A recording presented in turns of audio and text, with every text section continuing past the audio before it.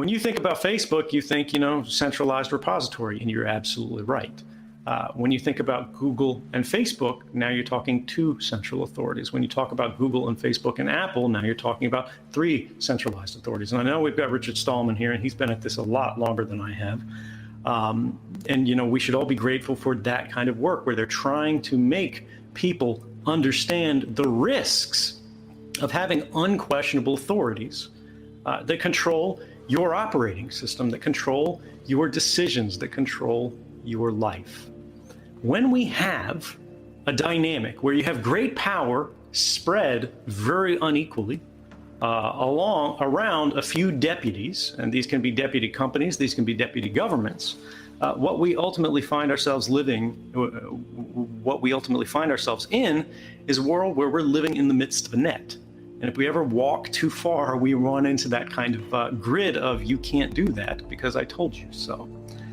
So I know I've rambled for a while here, and I don't want to go on too far.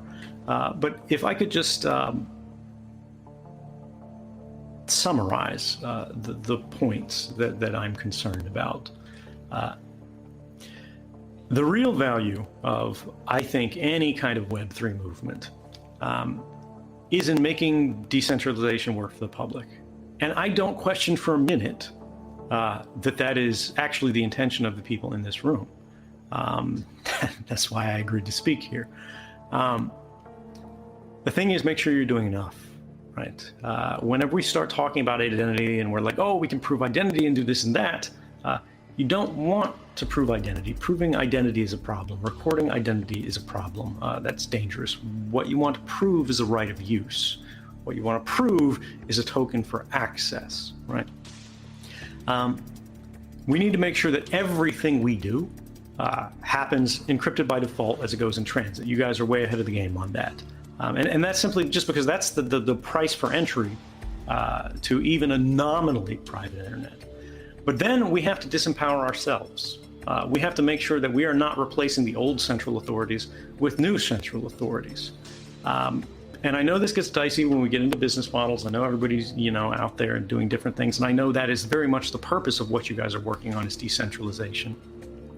But as you get bigger, or as you get smaller and start to become desperate, I want you to remember the danger of temptation to succeed, right? Because we're all human, and we all get hungry, and we all make compromises. I compromised my values for a long number of years, right? I was working at the CIA, I was working at the NSA, and I was happy to do so. I was in fact proud to do so.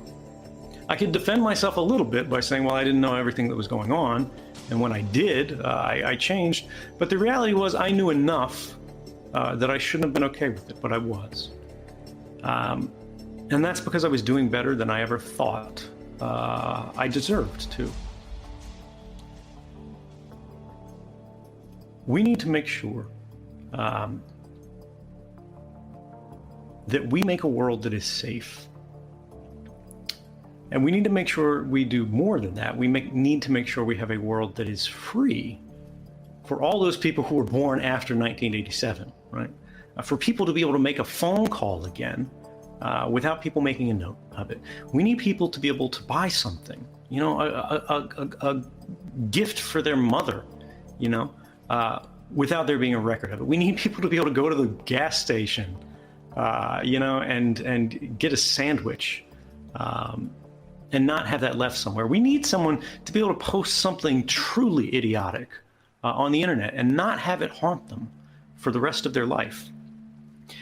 Because if we can't make mistakes, we can't learn. And if we can't learn, we can't progress. And if we create this world of just an escalator of authorities, right? Where we go, yes, the old authorities were bad. We're going to create new authorities and they'll do better. And then eventually we'll realize how bad those were and somebody else will do that. We might survive, but I don't think we're actually fulfilling the promise of what we can really be. Fundamentally, when we think about all of these conversations, the governments like to say, oh, security and privacy, they're different things. They're actually the same. Security is provided by privacy. When everything is known about you, you are vulnerable. Your decisions can be anticipated, and you can be acted against. If the government wants to grant itself security by denying all of us privacy, that should not be reassuring. That should be concerning. And we need to think about why privacy matters, like why this push for decentralization matters. You guys know, and you have people who will make the arguments better than I do, but when I think about this, I think it's really that question of when somebody tells you that's the way things are because I said so, we, humanity, whether we're talking individuals, whether we're talking families, whether we're talking communities, whether we're talking nations, whether we're talking the global tribe, we need the ability to question that, and we need the ability to change that. And the only way that can happen in the face of extraordinary entrenched powers is if we can collaborate and coordinate and do this quietly.